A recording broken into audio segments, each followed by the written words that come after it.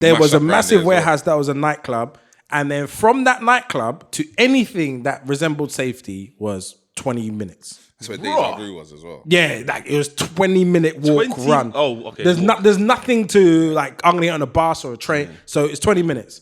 And someone just starts shooting.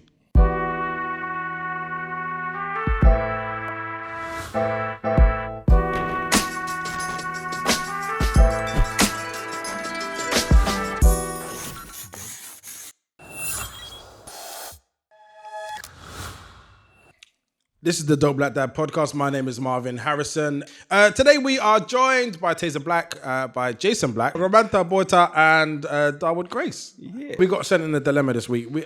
It's funny because this one was so good, and I sent this to a couple people, and I was talking to them because actually I've never really thought of it. Yeah. So it says, "Hi there. I'm a white 16-year-old currently in a relationship with a full black.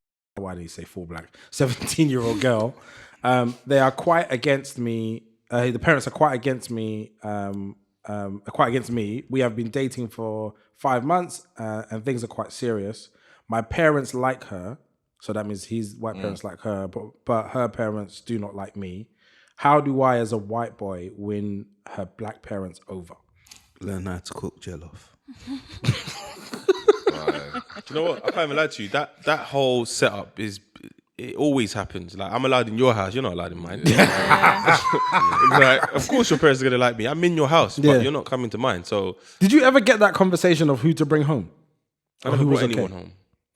But my mum and dad made it a thing to say she has to be Nigerian and she has to be Yoruba. Yo. Damn. Yeah. Till this day. Nah, now it's more relaxed. My daughter's mixed, so they've accepted that. But at the time, it was definitely Nigerian. I'm like, where are they? Where are they? Because there's just bare yardies here, boy. Listen, bare Jamaicans here. You was just overlooking them. That's what that is. They were always there. Tell me a topic was here, bro. They were always there. My class was full of them, bro. Like, telling you. In Sylvia, Northwest, you didn't care about in Sylvia. Northwest. Nah. In Harlesden, Northwest. No, that's Jamaica City. Yeah. What about you, Jay? Did you ever have a stipulation of who to bring home? Nah, I don't think so. Like, I'm trying to remember, you know. Nah. So if you brought home like a white woman, it'd be just like, hey. Do you know, like, so my family is quite diverse anyway. So it's like, there's never been an issue with anyone that's entered the family. As long as, I think the biggest thing is just your morals and your respect. Once that's there, if there is anything, it's overlooked. But I've never seen an issue in my family with anyone entering. Same. Only if someone didn't have no manners. Do you know what? I think this is a Jamaicanism, you know, because there's a particular way which you have to come across. And my mum's super okay with anyone. Yeah. But the second you come outside the values, it's like, nah. No, that's what I'm saying. And that goes for, that's a black girl, that's a white girl, that's anyone. Like, not to say, I've not brought home a diverse mix. So I've not experienced it, but I've seen it in my family. And yes, it's literally like, she could be a black girl, if she's not up to par, then she's got to go. Or, you know, white girl, same thing.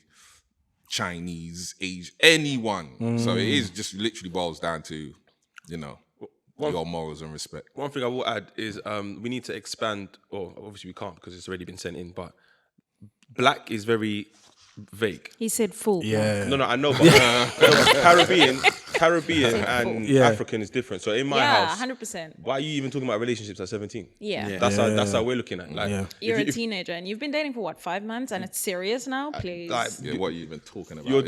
She probably hasn't even told her parents. Yeah. that she has a boyfriend and you want to meet them. Do you know what I mean? So that's how it's one of them ones where it's like, and then also bringing a boy back home as a girl. Yeah, it's a bit different. So like what you said, I think for him, how you kind of approach it, I think he just has to wait it out.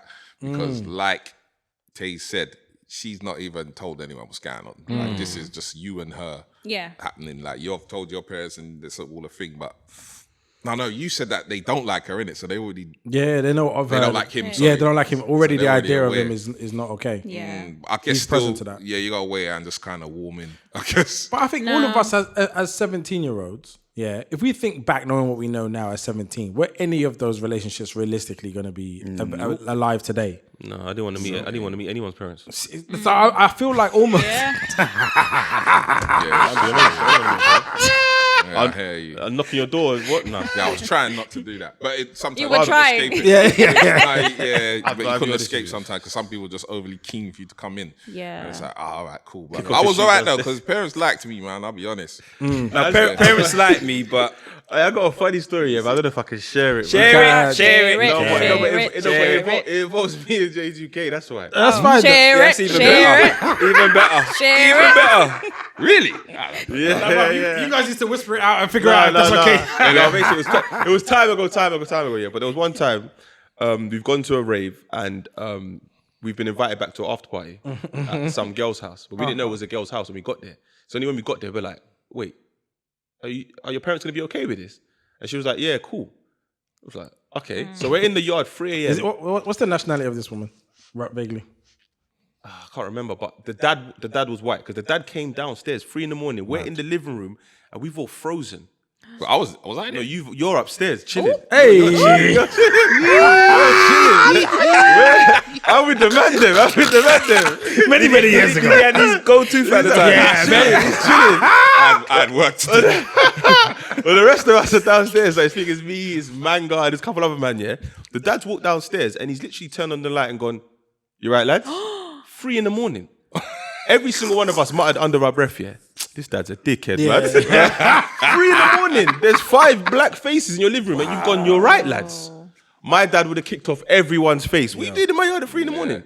But it was a girl that invited us over. So it was a bit like I felt like at the time, if it was a dude, it would have been like, "All right, cool, he's brought his man then back." But a girl was invited 5 or 6 Five man. boys. Oh, where was this? At 3 I a.m. probably North don't remember London. this. North London. North London. I'll tell you the rest after. All Don't right, worry. cool.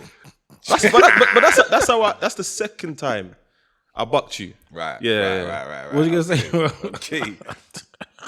Funny. Wow. But them dads there, I don't know mad. how they just Yeah, how they're okay with that. That is. That's mental. All right, Dawood, do you have any more advice for this young person?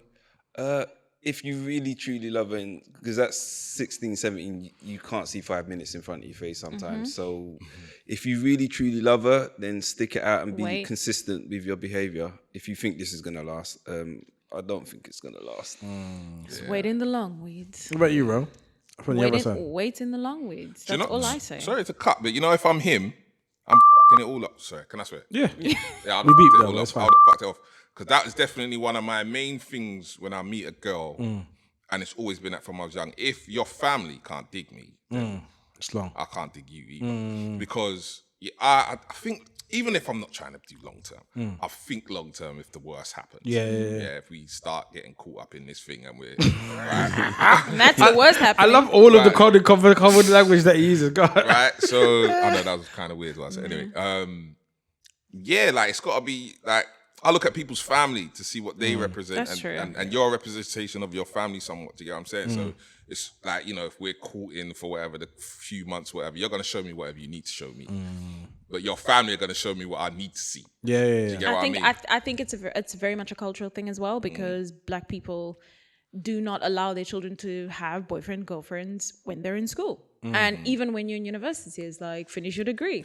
And it's like, first go get a job. So, and then you get a job and it's like, you just started working, work for yourself. And then it's like, oh, is he going to marry you? So there's so many, for women, for girls, there's so many prerequisites before you can even date in your family as an African or as a Black person. So it is a cultural thing. Whereas I think with other races, it's easier because they allow more freedoms and we don't allow those freedoms. So I don't even think might not have anything to do with him as a white boy. Yeah, It might just be you're like, right, you're you're right. not dating at 16. And But so, you know what it is that I don't think I will say you not dating. I just say I'm not prepared to acknowledge anybody until a certain age or a certain time has gone past. Because knowing what I know now, like all my relationships before my marriage, I don't even reference them. They're not even. Like I think also when you get married and you still got girlfriends, that just sounds nuts. Like it's not Oh, even like lady friends. It's not even on the same level. It's like the level you go to in marriage is so high that you talk about the time when you was with someone for 6 months that you might would say was my girlfriend before that. That doesn't even land as a sentence now. that's These are never just landed, like nice regardless people of a that I know. marriage. Yeah, like you Feels can't. 6 months. We I got also kinda at each don't other. just think- acknowledge anyone I dated. under 21. Yeah, it's just like I think those relationships are the starter pack. You can't take those ones. Nah, it's just because I wasn't doing anything. I was You're just kissing and holding hands. I was just kissing and holding But hands. do you so think it some makes parents no- have that because they think their child's like going absolutely wild with sex and stuff? No, but even if you are, And that's I don't think I can block that. I think once you figure out sex is a thing, and then there's a niceness to it, you're not stopping There's a anyone. niceness to it. You're not stopping anyone. Like the first time I had sex, you weren't undoing that knowledge ever. And I was going to engineer that as a part of my future no matter what. Yeah. So for me, it's like, I'm not saying I won't be respectful, but to sit there and be like, come in my house and stay over and come for dinner. And it's like, I think keep your relationship out in the realm. And like, it doesn't need to be a part of my life. Like, I think it's a different thing. And again, it's a work in peace, but I feel like Was that you as the boyfriend or the me as the parent? dad, like I think that you can respect that they have someone in their life and they care about. I don't mind meeting the person, but I don't want to be involved in a relationship. Like we talked about, would you let your 17-year-old daughter's boyfriend sleep over? Oh, I was literally thinking that was going to be the question. Yeah. Which is like for me, it's just like you've all got daughters, so that's a real question. it will come up. Think about it. I'm already thinking about it. Yeah, and in the And- practical sense, What's your I answer? don't know yet. It depends on my child, innit? Because as parents, you know your child better than anything. So you know what kind of child you have. You know if it's an idiot. And you know, you're going to love it same way. Man said you know if it's a- But you know, your parents know. Your parents know more than you think, innit? So you're going to know if he or she is not capable of handling themselves, conducting themselves. Like they're rough still around the edges. Or you know if your child is on point and is, thinking and these things. So I think you kind of gauge it from, so now I don't know what I'll do, but as she gets older and I can figure out how she's moving, then I can make the I decision. know that if I had a daughter, the first thing I'd be thinking is how conniving I was at a young age, and I'd be trying to protect her against conniving guys like me, and that Oh would yeah, for sure. breed the fear. But the truth is, When you say she's- protect her, are you equipping her with all the knowledge, or are you just protecting her? no, equipping her with the knowledge. Like I remember telling my nieces, make him wait. You will see his true colors if he has to wait. but don't you think the waiting game just turns into like a challenge? a challenge? Like they'll just wait in the long weeds until you're ready, yeah. and then once it's done, they're like, that was it. Like, And they're not waiting in the long weeds doing nothing. They're doing the other things. Yeah. I have some quick fire questions to round up this episode that we're doing. So just the shortest answer that you can come up with, assuming possible. So the first one is the first time you had the oh shit, I'm really a dad moment. Like, what was that?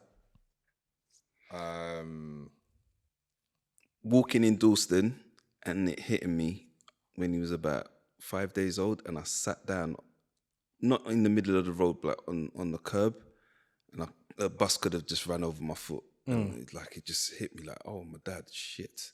And it was a panic attack, but I was still just to let it pass. What was the fear? It weren't fair. It was just like, rah, I'm a dad. So, and I froze, but I sat down, so I didn't faint because I felt like that was where it was heading. And then I remember getting up, going, yeah, I'm a dad, and walking off, and I haven't looked back since. So, yeah. What about you, Taze? I think for me, it's more when I have to do something that I don't want to do, and it's I like an example would be, I think when I had my daughter from very young, even though it was a issue at the time, because again we weren't together, so and we barely knew each other. So, but in hindsight, this is a woman who's having to give a child that she's carried for 9 months to some stranger, essentially, to look after. But it's just as much mine as she is yours. You know what I mean? So there's a time where I think when she was about 2, maybe 3 years old, where she left her teddy at her mum's house. She wouldn't stop crying. Wouldn't stop crying. And I'm looking at her like, wait, you want me to drive all the way back to North London to get this teddy? You're already here. Like, we'll get it tomorrow. She's not. I phoned her mum, say, yo, do you reckon you can drive and drop it? Nope, I've already done what I had to do. I'm in my yard. So I'm looking at my daughter like, I gotta go to North London. So I had to drive all the way to North London to pick up one teddy, And as soon as I gave her the teddy, the smile on her face, I So that's what you do it for, man. Yeah. That's what you do it for. But you know what? The flip side to that is she's probably imbued you with trust that you will always come through for her in the clutch from a young age. Yeah, I didn't think of it like that. What about you, Jay? Have you had your moment yet? I don't know, because it's so new, so fresh. I feel like every day I wake up right now, I'm looking at her. Because I think at this stage as well, she's changing every day, it seems like. So more hair, more weight, more length. Can you see who she looks like? It's so down the middle, I feel like. She looks like my mum as well sometimes. And then, so it's all changing. So I think in the mornings when I wake up and I look over, I'm like, rah, that's mad. Do you ever forget? I had moments where I'd forget that there's like I'm a dad. Seriously? Just like you're just doing your stuff in the day. You don't think about it. Nah, not now because I'm not doing anything. I don't think because I'm literally at home at the moment. So I think maybe if there's time when I'm really stacked and I'm about and I'm up and down the town and I got to do stuff, I don't know. But nah, not yet. I ain't really experienced that yet. But waking up in the morning, looking at her, thinking, yeah. Or like I said, when I said earlier, when she's just away from me for an hour or so, whatever it is, I'm just staring at pictures in my phone. Do you get what I'm saying? It's like, yeah, it's mad. So, I ain't had that real major, I don't think yet. Do you know what's a sick moment that you're gonna experience? You're gonna be like, that's sick, man. When she lets you know that she knows your dad. Yeah. Yeah, That's my dad. Yeah. Like for me, sometimes I think it happens when like you do something, some googly stuff, and then she reacts to it. You think, oh yeah, that's she knows you are. Yeah. That feeling is a that sick little feeling. that little thing. You think, oh my god, like, look. So, All right. Next one is: is there a TV show or a song that your child is into that you slyly think bangs and you would listen to or watch without them? Well, I've been fortunate. My son likes Brighter Tomorrow by it's like an old school R&B tune. He likes Celebrate by Kool and the Gang. He likes jazz music. So it's not been like a tune, but the one thing I hate is Paw Patrol. Yeah. I can't stand Oh, yeah, that program. was a quick phase for me, boy. Yeah. Quick in and out. Yeah, he's still on it. Like, Paw jeez. Patrol, Peppa Pig, Daniel's Tiger. There's a couple. Peppa Pig I had to ban. Yeah, because she's rude, man. She's rude. Yeah, I'm hearing. She's rude. No, she's rude. And the dad is I ain't watched it stupid. yet, but like this is what I'm. No, she's Yeah, rude. So avoid it. And then the things that I've noticed with my daughter when she was growing up in those years, they kind of take on their voices as well. Yeah. So they start sounding like them. I don't want no one in my house sounding like Peppa Pig. Yeah.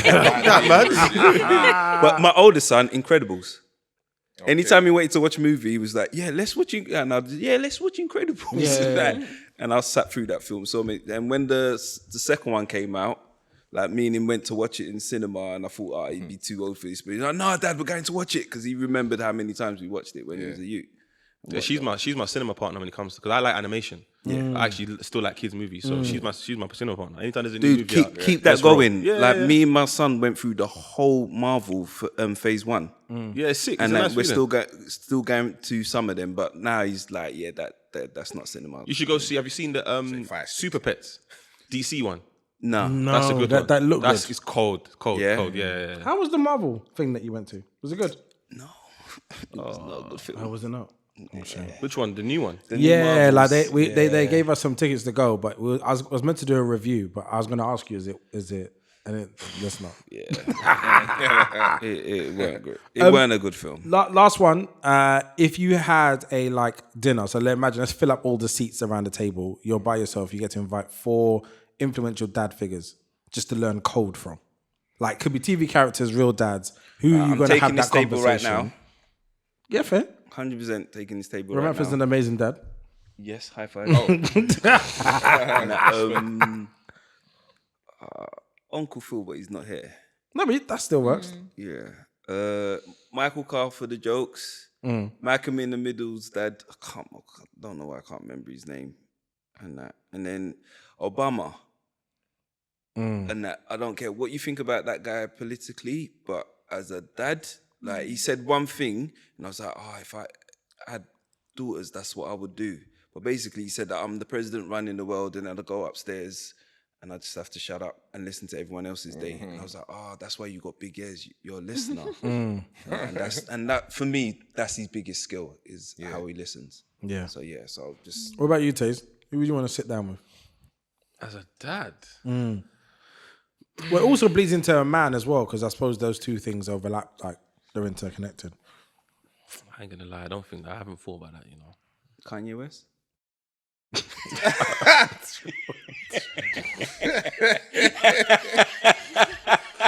Yo, that's a clip, by the way. You know that's going to end up being a clip, isn't That's a it? good What dad we just hit that Kanye West? Nah, no, it's a difficult one though. But he's a good dad, though. I'm saying He looks like a generally good who's dad. You never know. He might. That's the thing. That's the thing as well. Everyone looks a certain way. I can't just be. So I can't be in my yard inspired by someone I don't know. No. But I guess if we're going off of like just what we see, like like I said, On the I'd say surface Michael level. Carl.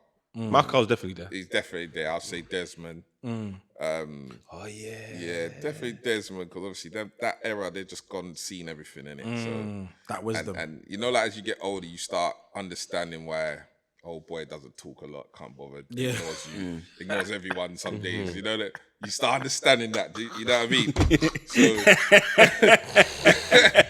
So, You think you're gonna be that sort of old man? it can definitely go that way because you understand it. Like, it's not even personal. But like once you start trying to get on to, like, once you start asking them questions, what? And that's when it gets personal for them. You start getting on their nerves because they just want to be quiet. Yeah. And you say, why don't you talk? Or granddad or dad, like you're jarring now. So then you're gonna be like, he's gonna tell you to sit down or go away, and you're gonna take that part as like, this guy, man. But really, the world is a lot for him. He's seen so much, done so much, been through so much. He has to watch his shit news every day. Like he's seen this cycle of news every 10, 20 years. Like the same, you know what I mean? So he's just tired. He's done. Do you remember how excited and like wide-eyed you were when you first wanted to enter the industry, and then you realized, I spend as much time away from it as possible, bro. You know what I mean? Like, Nah, for real. I genuinely think one of the biggest privileges I have is that I don't need to do anything. Like, I don't need to go to that party, speak to that person. I remember when I was younger, if there was anything being done by someone famous, like I would queue. I would go. you queuing up for them Diddy parties, Bro, I listen. Hey. Whoa. Hey. Yay. You Hey. And you know Diddy at the party. You did. Bro, you killed me. You killed the whole podcast. We have to delete the podcast. We got Cosby in it and Diddy. We're gonna delete this whole thing, this whole file. I never forget. Like there was like, remember when Reggie first used to do his parties, the Trading Places ones. Yeah. And I was like, I missed that window, you know. yo, it they was an were so incredible lit. No, experience. but I missed that window. What's that venue called again in West London? What, West London? Yeah, there was you were doing venues there as well. It's is it on Kensal Road? I know what you're talking about. I Yeah. can't remember what it's called. But That's it's where he definitely was not there doing now. Spartans. Yes. That's Yeah, where he was yeah, doing yeah. the Spartan cool. ones. And then when him and A-Side linked up, they started doing Trading Places. Yes. Oh, okay, So okay, the okay. first ones when it was Spartans and the early Trading Places, I didn't know them well enough to just be guaranteed. It was always a connect that would be the one to get you in. But you So knew I me. would queue. Huh? You knew me. But for what? What do you mean? Well, I got to take a little bit of credit for Trading Places. Really? I don't know the story. So you have to tell Well, me. basically, A-Side and Reggie, A-Side never used to like Reggie. And Reggie was like, oh, dog, why doesn't he like me? And I was like, dude, I don't know. You're so similar. So I started telling A-Side, like, dude, you need to like look after the younger brothers in the industry. And that. So then they met. Literally, I said that to A-Side on a Thursday. Dizzy had a video on a Saturday, and they ended up speaking. But I think it's only because I told A-Side that you have to be a bit more open-minded. And from that, Trading Places come. So I don't even think I even knew that. But like I think there was a point where I would go and I'd queue. Like I would proper sit there and queue and wait. And then like you'd be like, oh, there's more people than there is space inside. Is it worth sticking? I used to do all that. I wouldn't even dare. Like if I drive past places and it's long. And I I have to drive past a venue before I go to it. Yeah. I can't just, I know where it is, I'm going to park up. And then I just walk walk- around. yeah, There's not knowing. No way. I have to look at what's going on outside. And the thing is, I know my presence isn't worth the extra levels of care that I need for me to go to this thing. So I just don't bother. Like, it's just like, I'm at that place. But feeling like at the point in my early 20s where you needed to be there. Like, I remember the wireless party that Reg did actually, and it was like Mr. Hudson, Kanye West, Jeezy. It was just mad. Like Mr. Hudson was on the piano with Kanye rapping Gold That was in Digger or whatever. Centrepoint. Yeah, like it was mad.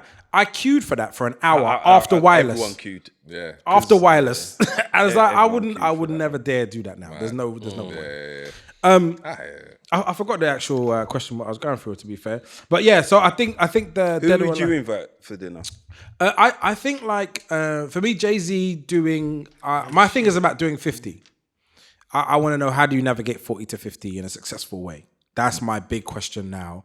Being close to your family, like not going bankrupt, not going jail, or being cancelled. Like the negative side of it. How do you do that? Because for so many, specifically black men, you're just seeing stuff about them that like, for me, Will Smith, it makes me sad where he's at right now.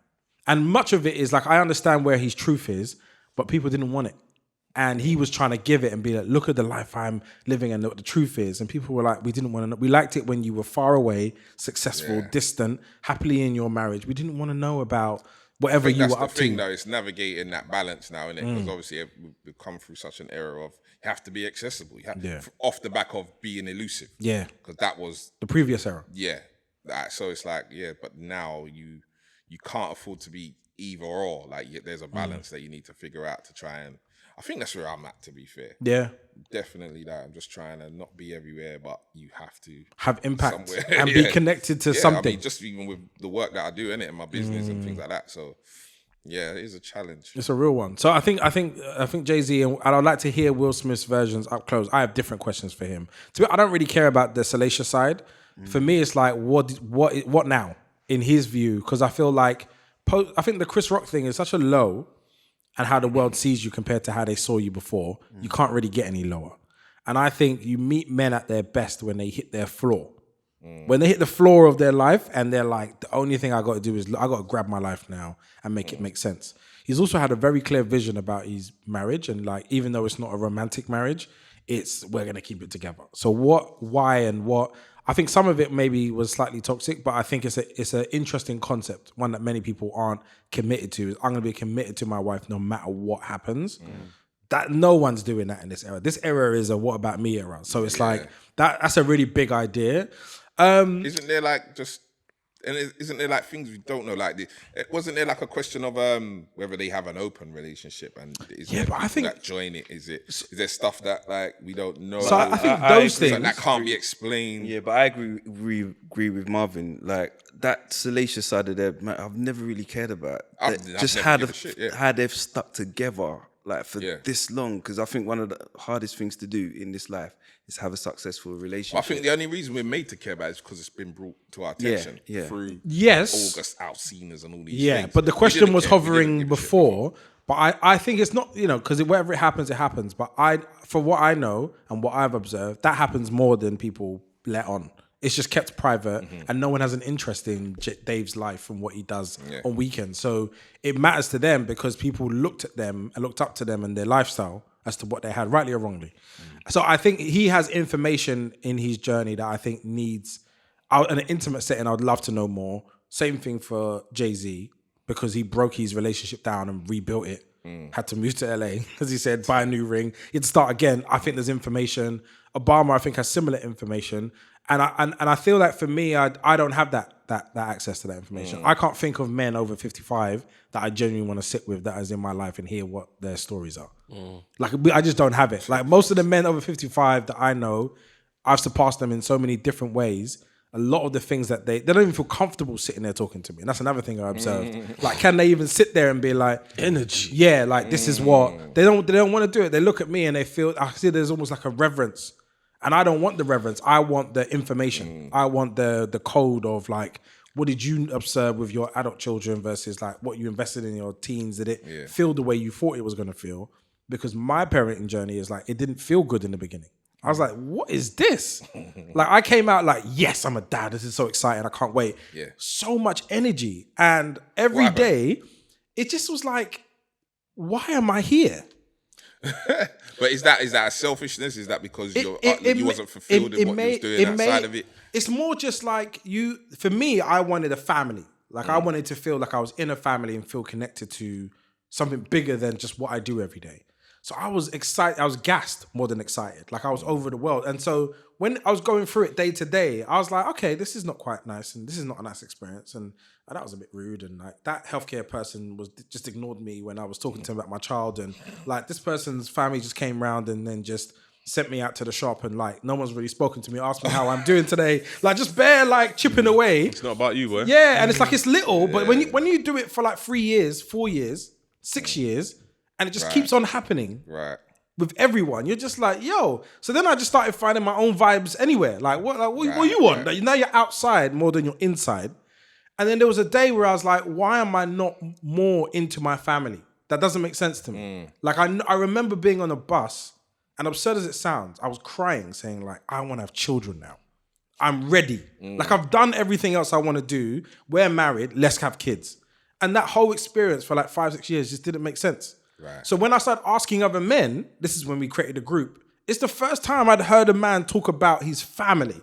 Not how much money he made, what the things he was doing, the girl that he was chatting to. It was family. And it was a very consistent experience. Like, yeah, it's a bit mad still. Like it doesn't quite, it's not really a very inviting experience. It's a little bit like you just got to be strong, consistent, stable.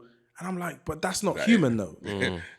Like no, you're not getting fed anything. So so I got fed a lot from the other men in that period of time, but I also know that wasn't sustainable. So I just spent years in therapy, like 5 years, with these questions, like what is family? How does experience need to be?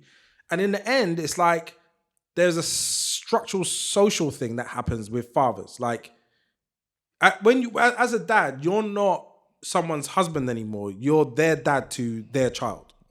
So they're looking at you as if you're the dad and you're not the husband anymore. So that whole relationship and dynamic disappears.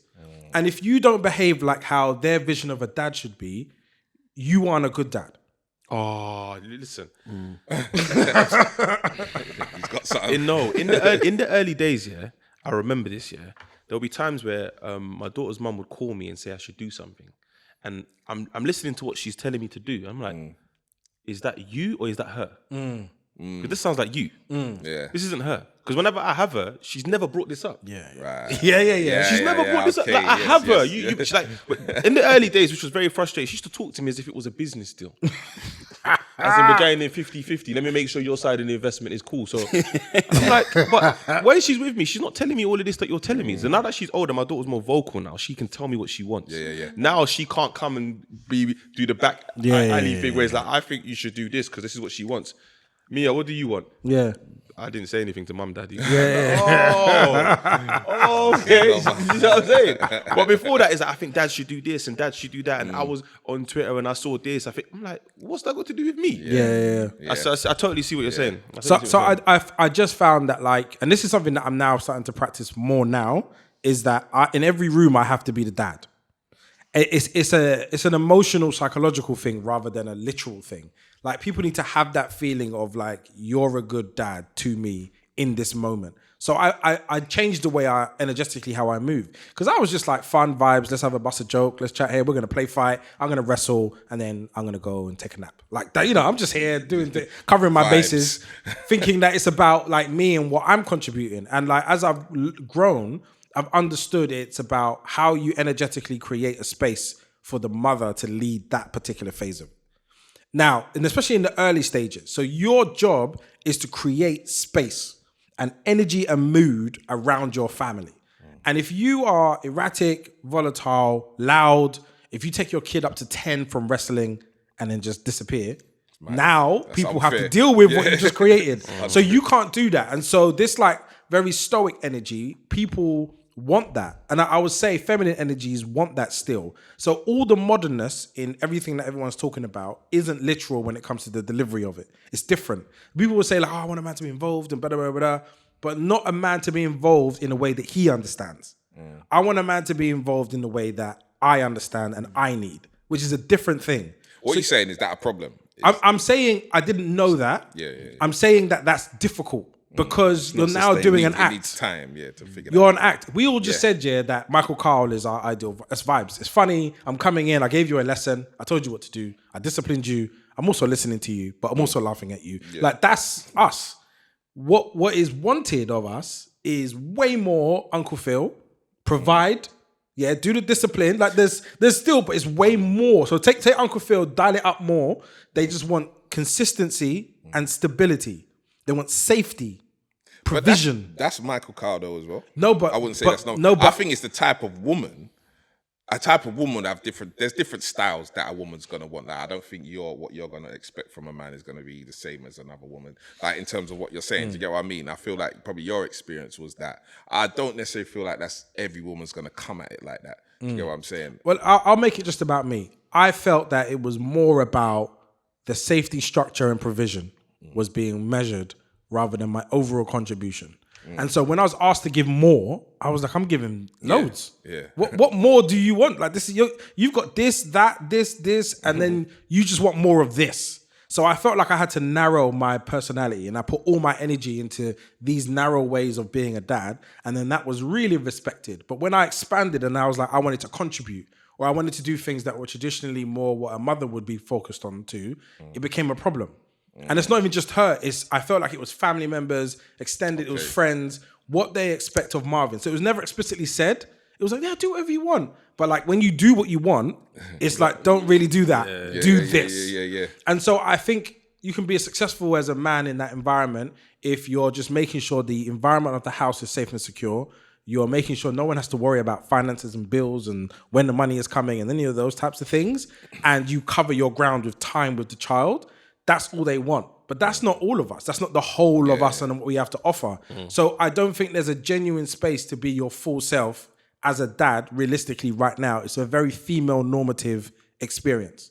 Very, very female normative experience. And it's the only female normative experience, but it is the one. So as you try to contribute to it more, you'll come up with weird little challenges of when you're dealing with people that like they're rejecting sides of you that you, as you said, you just have to be like, why are we doing that? You're not meant to ask why you're doing it. She's asked. Like if you're providing and it's like, could you go do this and drive me here and take this and lift that, fix that thing? You're just meant to fix it. You're not meant to sit there and rationalize with her with what you think. You're just meant to do it. Yeah. That's what creates the safety of the space is like what I need gets taken care of. And I feel like when you bring yourself into a scenario, when men historically have never been invited, I have something to say. Like there's no other room in the world where you'd be invited to and you're not meant to fully contribute your thoughts. Yeah. You know what? I tell you what I don't like. I don't like fixing what I didn't break. I'll be honest. I ain't like you got 18 years of that. Yeah. No. Cause what you're saying, like, I can fit. I definitely don't have no problem with fixing what needs to be, like, I don't know, the doors hanging off or something, wear and tear, whatever.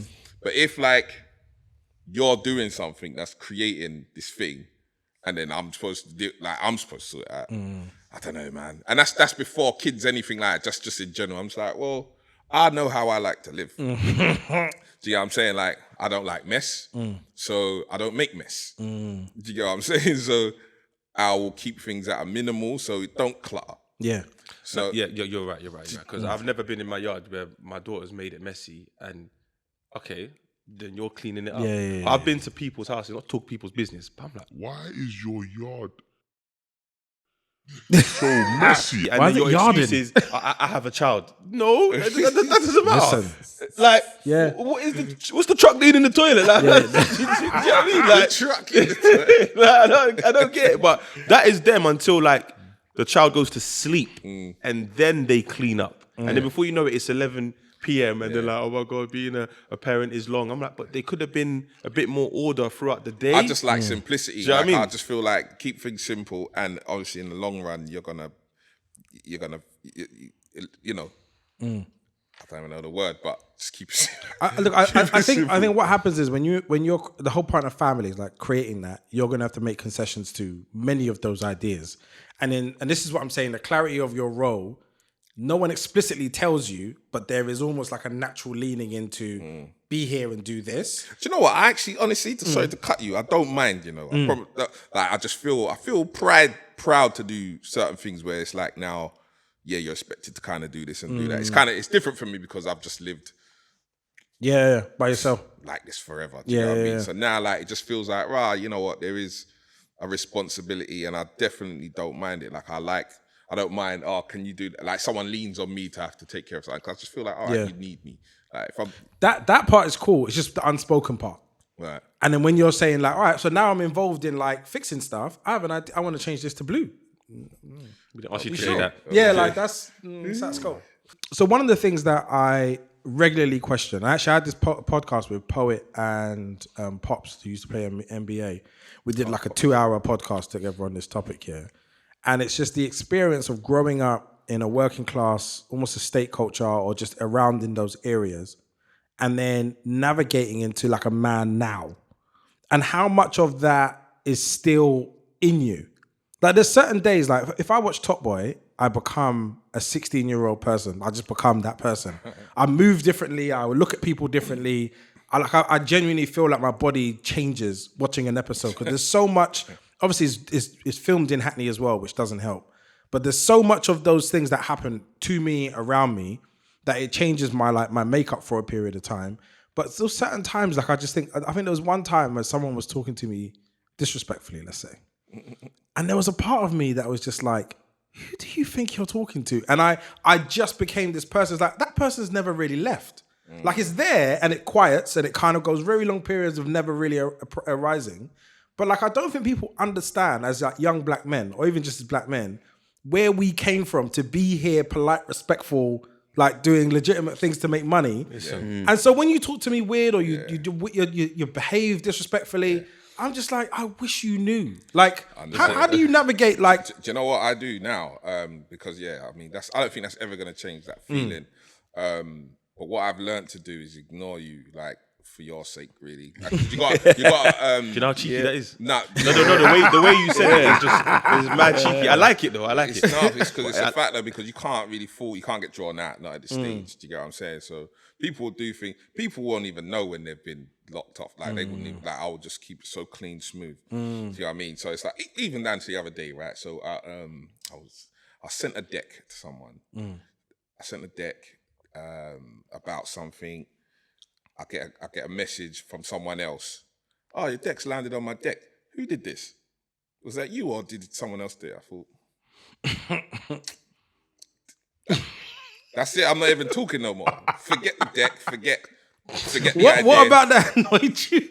What about that annoyed you? You tried to Did you smoke do with it? it. Did you? I've sent it to you. Yeah, So yeah. what does it even matter? Yeah. Because the point is, the deck is about something to do. Like what does it matter who's done it? Yeah. So I'm like, what are we talking about? Yeah.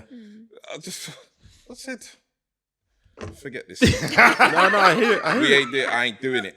Like that person doesn't even know. Yeah, they don't yeah, even yeah. know, but we're not doing this. Yeah. I hear it. But and that's how I deal with things.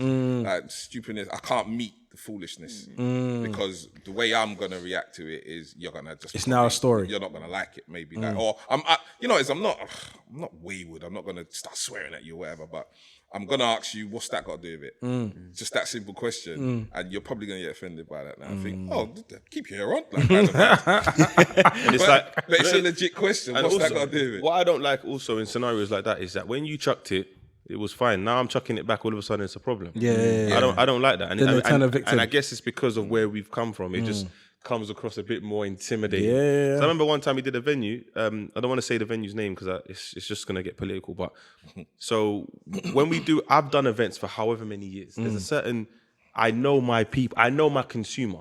So when I'm telling the venue, listen, we're going to advertise 4, but we actually start at 5. So my DJs, my door girls, all that stuff, are coming at 5. The person I spoke to before in the previous email said it's okay.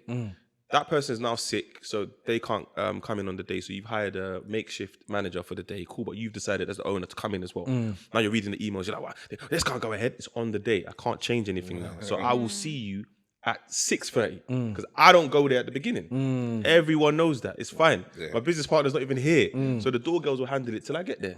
But you better make sure you get here early. Whoa. Excuse me. All right, cool. Locked off the phone. I got to the venue and it was like, obviously the security's point of contact at first, and he's already been briefed that whenever the promoter gets here, send him straight up to the office. I said, all right, cool. So I had to go all the way upstairs to his office. I sat down. Immediately, he's already stuck it on me. I'm like, big man, is everything all right? He's like, I said, what's the problem? The night's running. Oh, but I've had to pay bartenders. I said, who was here between 4 and 5? Who was here? No one. So who told you to pay bartenders? I told you I start at 5. No one was even here, even though you opened at 4. No one was here. So what's your point? I told you I know my crowd. Well, there's something you got to do something about that. I ain't got to do nothing about that. I already told you in advance. Yeah. Then he goes, get out of my office. I said, hold on a second. Yo. You're not going to talk to me like that. That's mad. You're not going to talk That's to me like that crazy. because I ain't done anything wrong. Yeah, that's so crazy. until you But say even, please, even like I ain't you going nowhere. disagree on something, to talk like that's rude now. Yeah. So I said, until you say please, I ain't going nowhere. Little did I know, he's already sent a message to a guy who's essentially the head of security in that area. But that guy's my brethren. Yes. So he's phoned me and gone, what are you doing over there? Because I know if someone's, if you're kicking off, someone's pissed you off. So I've explained it to him and he's like, don't worry about it. You're good. I'm not coming. So then I've looked at him, I goes, you called my man? And he goes, all of a sudden he's panicked. He set you up essentially. Do you know what I mean? I'm like, mad. but And that's why you can't get drawn out, because it's like a setup. Yeah. Like you can't do these, you can't play these games. and I went downstairs, I went to the security, I said, listen, I'm gonna leave. The night's gonna go ahead, how it's going ahead, and it's gonna be fine. Shout me when you're done. And I left. I just left. I said, you know, and the night's done. Now he wants us back because we hit bar spin. We did a good bar spin. One thing I'll tell you about nightlife, and I think we talked about it as we was in Antigua, yeah, is that people do mad things to you. Just they say and do mad things, and they have an incredibly high expectation of you. Because our show was like a place to go perform where there was like a guaranteed black audience, people will come with such desire to perform without the talent, respectfully. Like it just didn't make sense to put you on. And between that, and I remember, and I will never name this person because they are a beautiful person, but they came and did our show. They did a great show. And then they were like, right, I want a residency. We'd never really done this before. So I was like, cool, man. You come every week and you will, I think, close the first half. Yeah? Which is like, great. After 2 more weeks, it's like, nah, I need to close the show. I was like, mate, 2 weeks, you know. listen, the style of what you do don't make sense in that half. If you're in that half, you're going to get hammered by people because everyone's looking for headline comedy. They want to dance to Amarin or whatever. They don't want to hear what you're doing. And he got so offended by the rationale of why it wouldn't make sense. Yeah.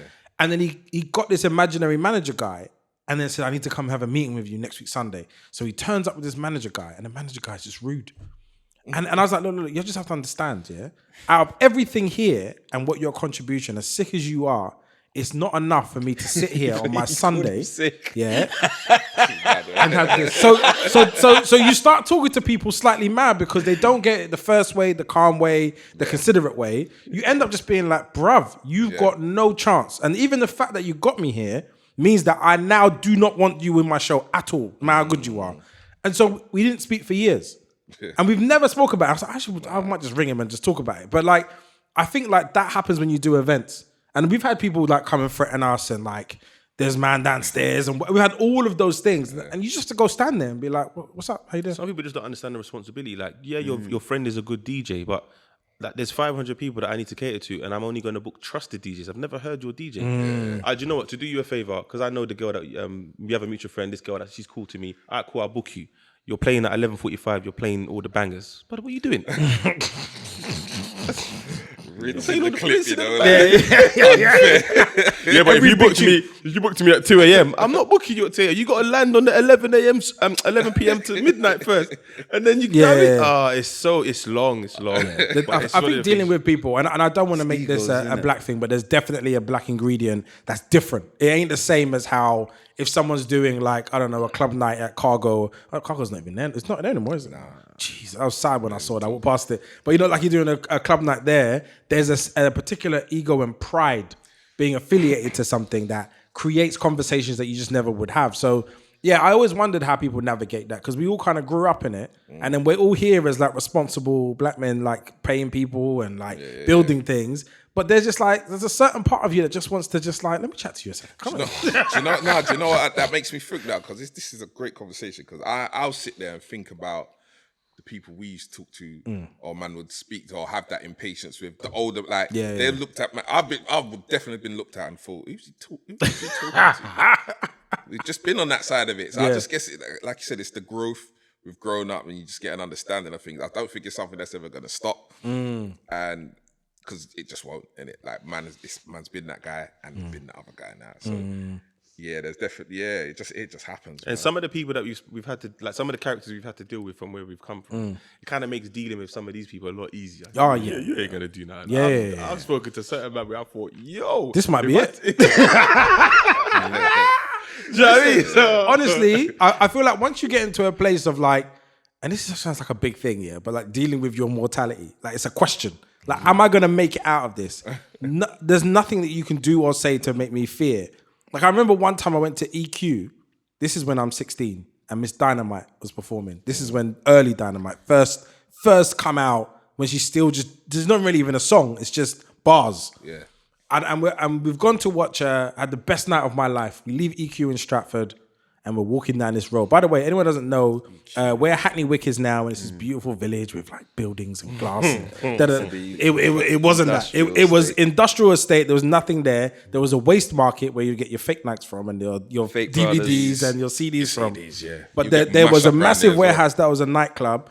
And then from that nightclub to anything that resembled safety was 20 minutes. That's where Deja Vu was as well. Yeah, like it was 20-minute walk 20? run. Oh, okay. There's nothing to like. I'm gonna get on a bus or a train, so it's 20 minutes, and someone just starts shooting. I don't know where it was, but I heard and saw things moving around me next to the car. Something hits the car, and everyone's running down this road. Like imagine a couple hundred people running down a road all at the same time. You look back, there's bare people running, and I was just like, "This is it, isn't it?" Because it's impossible that because whoever's now they're shooting at is now in this line of running. So in my head, it's like you can get anyone from there. Yeah. So we're all running, and I just sat there. I got home, and you can't tell your parents. Yeah. You can't go home and be like, "Mom, you never guess what?" Like, because you want to go out next week. yeah, listen. So I realized that actually this is just it. And you have moments like that where you're genuinely considering your mortality, and you go into the world and you're like, this is infinitely better.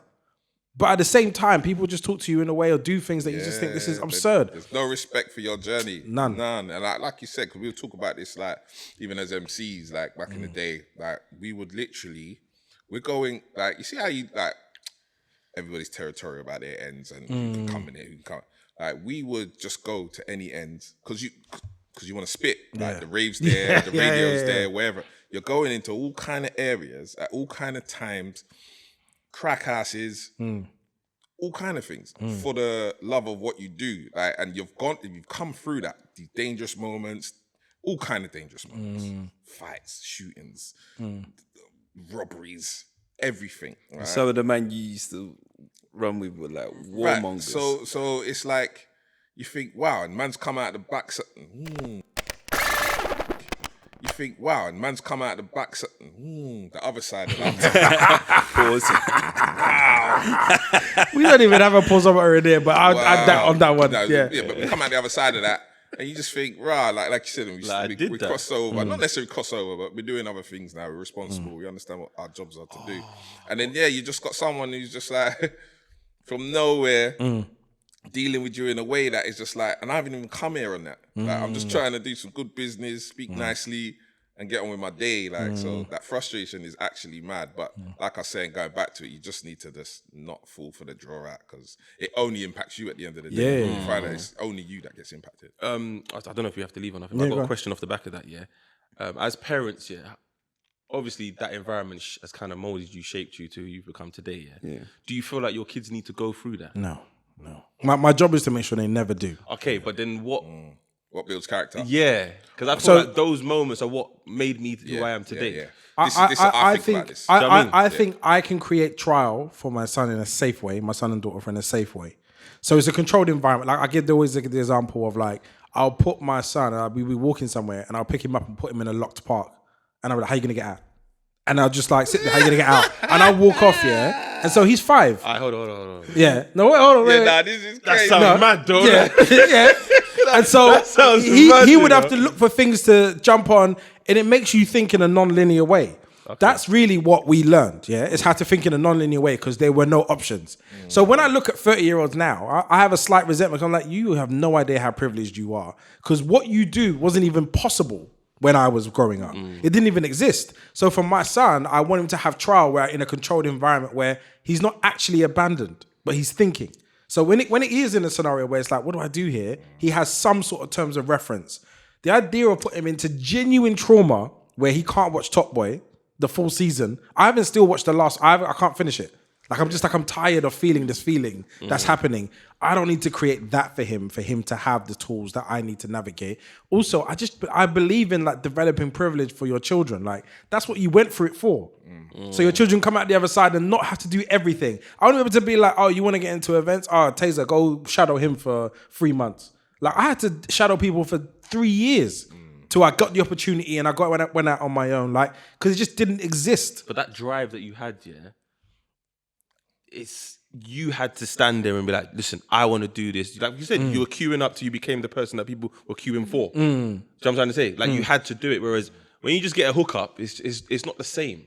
You want to appreciate But the it difference the is with what you're saying as well. Like your child does know he's going home at the end of the day. Yeah. Away from this, like, He knows this you're not gonna challenge that leave I've him got. there. Do you get what Yeah. I'm saying? It's like it's almost like what's that game show that they've got from the Netflix film? Oh, Squid Games. Squid Games. They died on Squid Games. Yeah. Like these lot, they get shot with a paint gun. And then you get me, but they go home, innit? No, it's true. So it's really, a bit really true. different. I saw a meme not too long ago. Might have been a year ago. This is such a dad way of thinking, by the way, because women have mothers are never doing that. There's no way in my mind that I'm gonna create challenge for my child, right? But this dad put up a meme, or maybe it might have been a post of him saying, I taught my son a life lesson today. I gave him, let's say, £20 and told him, here you are, this is your money. And as he walked away, I robbed him of half of his money to tell him that the tax man will take half of your money. Now, that's a weird way of giving a life lesson. That's a very dad thing to do, though. That's a dad thing to do, isn't it? Because But moms like- don't do that. But it's good though, because like for example, my daughter now, she got a whole heap of money for Christmas, and all of a sudden, Daddy, I want this. You got money. Where's your money? No, but you got money. Yeah. She's like, no, but Daddy, you normally buy it for me, babes. There's like £300 in your purse. Get out. What is it that you want? I mean, I even said to her, she said she wanted a pair of Uggs. I said, go on the website. How much are the Uggs? She said, £140. I said, it just sounds like numbers, innit? Cool. How much are you willing to spend? She said, Daddy, I can drop 80. I said, all right, cool. I'll match you with the 60, yeah? Now she wants to buy a ruler. Go buy the ruler. Yeah. I want to buy Apple. Now you want to buy stuff because you have money. Yeah. You gotta learn. Now when that hits zero, because like my brother's 14, he's in the same vein, yeah. So, but he's very generous. Like he got, I think I got about £200. He bought a tracksuit, a pair of trainers, and it was my brother's birthday. My brother just younger than me. 3 days after Christmas, so he spent the rest of his money on buying him a gift. Wow. Right. I was like, why are you buying me a gift? So he actually gave the gift back and put the money up for the gift, gave it to him. Right. And I said to him, this ain't gonna happen every day. Yeah, like Don't think this is a strategy now. Yeah. Because they gotta learn. Because even with me, the last time I asked my dad for money was when I was 16. Because when I asked him, he looked at me like, "What are you asking me for money for? Go outside and get it." I said, "Yeah." All right. And I went outside and started getting it. Yeah. But my thing is that I think we had to go to almost deadly extremes. Like how many times you almost go to jail or you're standing in the wrong place too long because you don't have and you're trying to get provisions. I think that's the risk. It increases the chances of me just falling through the trap. I'm literally one of a handful of people from my area that didn't die or go to jail. That's a real thing in my head of like how close it came often. Basically, it was one summer when my mum said, go get a job. I went to go work in Woolworths and I basically did the shift from 6 till 10 p.m. That was the scary hours outside for the summer. It was one of those hot summers where outside, that's when everything bad happens. So when I'm coming back from work and everyone's like, yeah, man, this person run this way and fought this person. And I was like, that window saved me for those summers. And I think like it shouldn't have to be that close of a finite line. Because anything can happen, happening is happening. But I don't think I want to push them to that degree where it's now unsafe and you may not have your son or your child in that particular way. I'm more prepared to create an environment where they're padded a little bit and they got to learn to navigate the padding.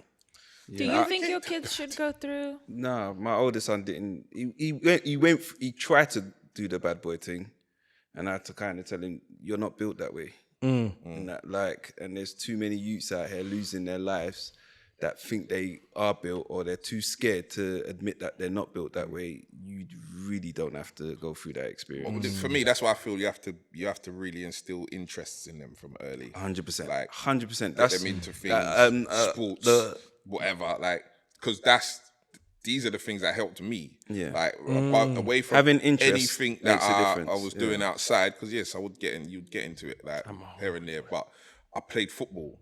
Football was always my base. Do you get what I'm saying? So there would be them nights where I'm training or I've gone off to thing and I've missed key moments where it was like peak. Do you get what I'm saying? Yeah. Or, you know, then there's music, then there's these things. There's all these things that, like, if you don't, like, going back to what Marvin's saying, I don't battle, I can't say a battle, but this is what I'm thinking about now, where, how do you bring them up? Because I do want them to have that character and have But don't you think they already, because that's what I was going to say, I think you are who you are anyway, regardless of challenge or not, you are who you are. And so this is where I get to. I start thinking about that because I think, right, I want you to have that. So I'll do we move back to the ends? Or like, not really, but you know, you think, do you have to do these things? And then you think, well, no, you don't, because you are who you are.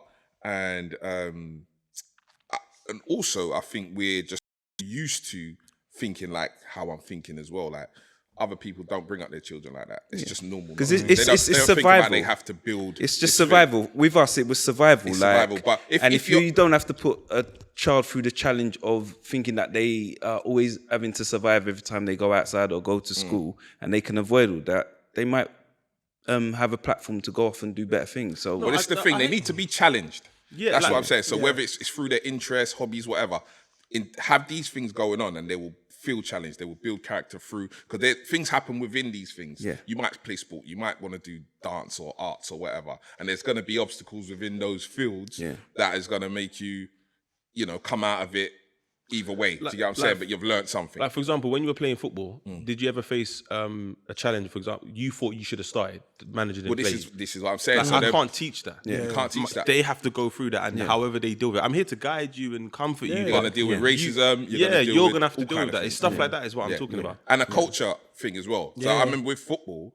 so I was talented at football, but I wasn't into football lifestyle after football. So I wouldn't hang out with footballers afterwards. I wouldn't go to the bar necessarily. I can't get orange juice and cut. Do you get what I'm saying? I don't speak with the parents and all that. And my parents didn't come to, like, I wasn't in that.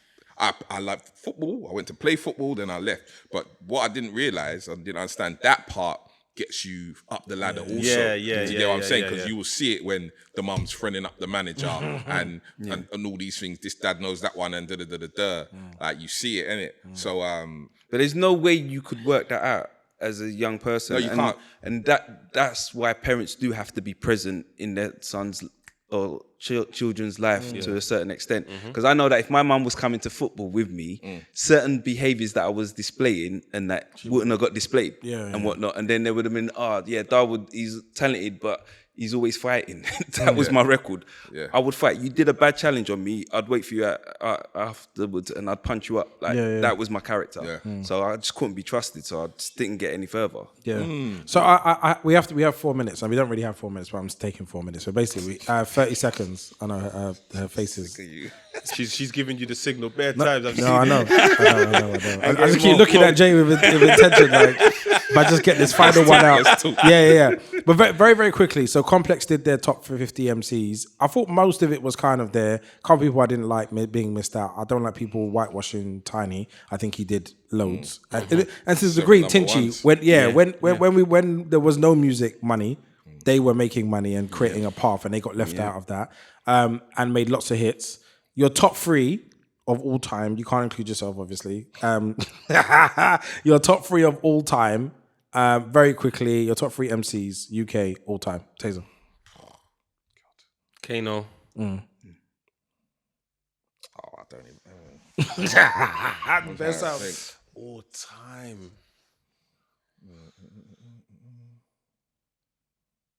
Wiley. I'd put Gets there too.